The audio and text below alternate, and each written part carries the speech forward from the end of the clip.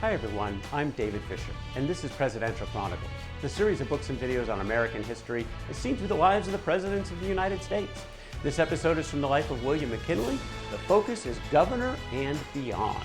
The year is 1891. McKinley is out of a job. He had recently lost re-election in the midterm elections, a wave election against the Republicans, in large part because of McKinley's tariff. There was a reaction against that, and he was swept up in that wave. But the Republicans in the state were happy to have him back home because they wanted to run him for governor. They wanted to put him up against the incumbent Democrat James Campbell, and McKinley really only had one question in his mind.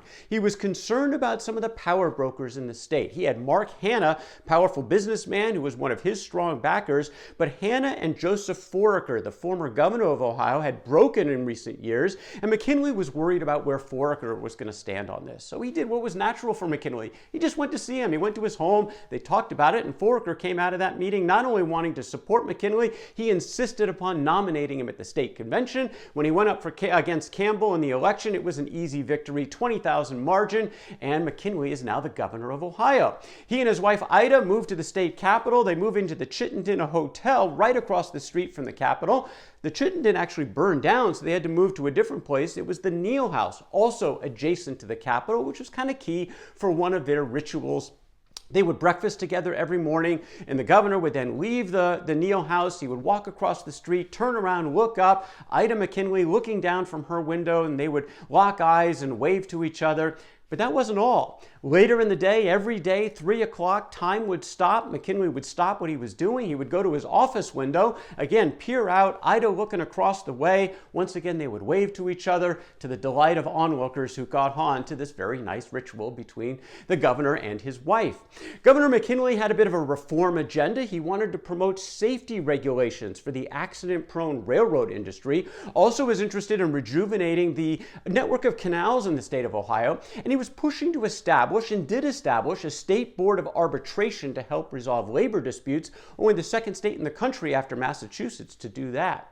Following year, a national election, 1892, the Republicans met in convention in Minneapolis, and McKinley was actually given the honor to be the permanent chair of that convention, and there was some support for him for the nomination, even up against the incumbent, Benjamin Harrison. Some thought actually McKinley was even stronger than Harrison on protection.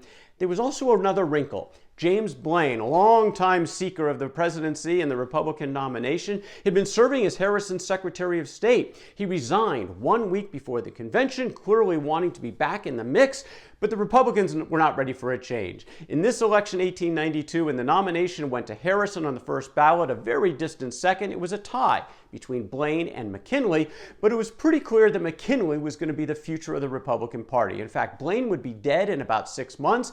Harrison would lose to Grover Cleveland in the general election. Harrison's political career had come to an end. Standing there, waiting for the future, William McKinley, the future of the Republican Party. And just to make that point even stronger, he won re-election as governor of Ohio by over 80,000 votes. Now, his second term, this was a tough time for the country. The panic of 1893 had kicked in, unemployment was rampant, bankruptcies all over the place, and a lot of labor disputes were increasing, and some of those were becoming violent, including in the state of Ohio. Now, McKinley had some sympathy for the workers, but he would not tolerate violence. Called in the state militia to restore order, and he made the point that I do not care if my political career is not 24 hours long. These outrages must stop if it takes every soldier in Ohio.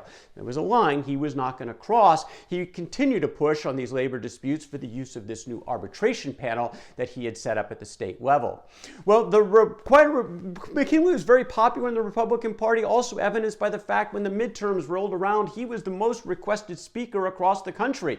McKinley traveled some 12,000 miles across 17 states, giving speeches in favor of Republican candidates, 371 speeches in all, and actually the Republicans picked up seats, and it was a pickup of momentum for William McKinley. McKinley had a chance to also have a personal celebration. He and Ida celebrated their 25th anniversary. Now, Ida McKinley continued to often be ill, often placing demands on her husband, but she was always his top priority. If she needed something, he would simply excuse himself, go and seek to her needs, take care of them, come back as if nothing had ever happened. There was really nothing, no element of devotion that was going to be beyond the reach of William McKinley when it came to the needs of his wife, Ida.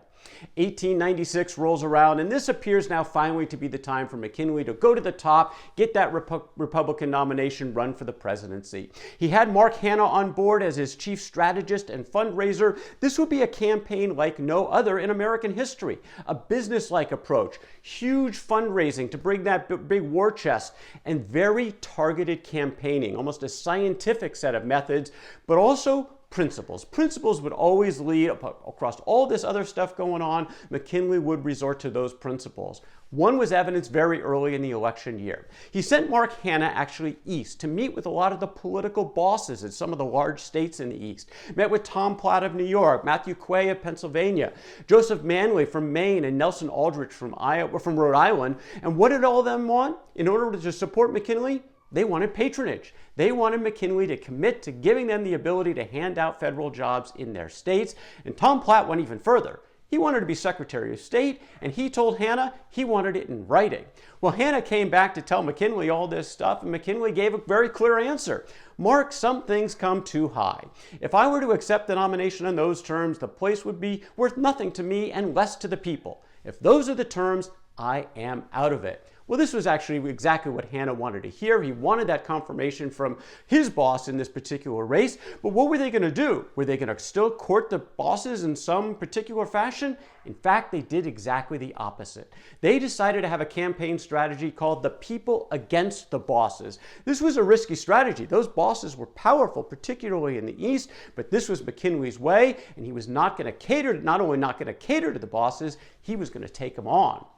Now, in terms of getting that nomination, Mark Hanna, the strategist, had an idea. He realized that the South, the southern states, were pretty much locked up by the Democrats when it came to the general election, but they had a lot of votes to give when it came to the Republican nomination, and he wanted to court those. So what did he do? He's got a lot of money. He bought a house in the South in Thomasville, Georgia, ostensibly a vacation home, but it was very much all business. When it came to the two visits that McKinley had when he came down south, the whole idea was to introduce McKinley personally to these key delegates coming from the South, and then the McKinley charm took over. It worked to perfection. In fact, as New Yorker Thomas Platt said, he had the South practically solid before some of us awakened. It was a brilliant part of the strategy between McKinley and Hanna. Another key was in a different part of the country with a young man by the name of Charles Dawes, only 28 years old. He's a banker, he's an entrepreneur. His focus, Illinois, another key state. Again, aligned with Hanna, sophisticated campaign, nonstop outreach, very targeted to individual communities, and in the end, he won over that state Republican Party, over the favorite son, the Senator Shelby Coolum, and William McKinley noticed, and he wrote a letter to Dawes and said, "I cannot find words to express my admiration for your high qualities of leadership. You have won exceptional honor," and he had won a place in the inner circle for William McKinley. After Illinois came online, other states came along as well, Michigan, California, Vermont, all moving in the direction of William McKinley. Now, McKinley's top issue had always been the tariff and protection, but there was another issue in the economy that really was actually coming more to the fore, and McKinley hadn't talked about it very much, and this was the currency. There was a push, particularly in the South and in the West, for the adoption of silver, a bimetallism approach of both silver and gold, and they really wanted this for kind of their own selfish reasons. These were the debtor classes, and they wanted an inflationary metal so they could borrow in gold, pay back in silver. Silver's value typically was going down against the value of gold, and all of a sudden the borrowers would get a discount. But this was very dangerous at the national level. It all had to do with sort of the full faith and credit of the country. If the country actually started paying its debts in silver, this is what Grover Cleveland, the president, was so much against. Well, even in the Democratic Party, there was a push for silver, and there was a big schism going on between the Silverites and the Democrats and Cleveland on the other side. But what about the Republicans, and where did William McKinley stand? Well, McKinley, kind of like Benjamin Harrison, kind of wanted to have it all. He was willing to embrace silver, but only if there was a strict ratio of silver to gold. That inflationary piece had to be eliminated. And he felt the only way to do that was if the international community would agree to that fixed ratio. And he said so when they actually finally came to putting the plank in the Republican platform. The Republicans gathered in St. Louis for their convention. Hanna's on the ground, McKinley's back in Canton, Ohio, and they're working together on what would be the right words to describe the position on the currency. And this is what they came up with in the platform. The Republican Party is unreservedly for sound money. We are unalterably opposed to every measure calculated to debase our currency or impair the credit of our country. We are therefore opposed to the free coinage of silver, except by international agreement with the leading commercial nations of the earth, which agreements we pledge ourselves to promote. Until such agreement can be obtained, the existing gold standard must be maintained. He was coming down on the side of sound money. Now, some of the civil-rights in the Republican Party, particularly out west, didn't like this. Some of them actually walked out of the convention, but it was a small number. Everyone else pretty much came on board. This was the final straw to put McKinley over the top. He got 661 votes on the first ballot, more than 200 over the majority that he needed. McKinley back home monitoring all this on his telephone in his home. When he got the news, he put down the phone, walked to the next room. His wife and his mother were there. He gave them both a kiss to celebrate, and then he went outside. 15,000 people by his home in Canton there to celebrate with him, and McKinley ever so humbly told them, "There's nothing more gratifying or honorable to any man than to have the regard and esteem of his fellow townsmen, and in this I have been peculiarly blessed."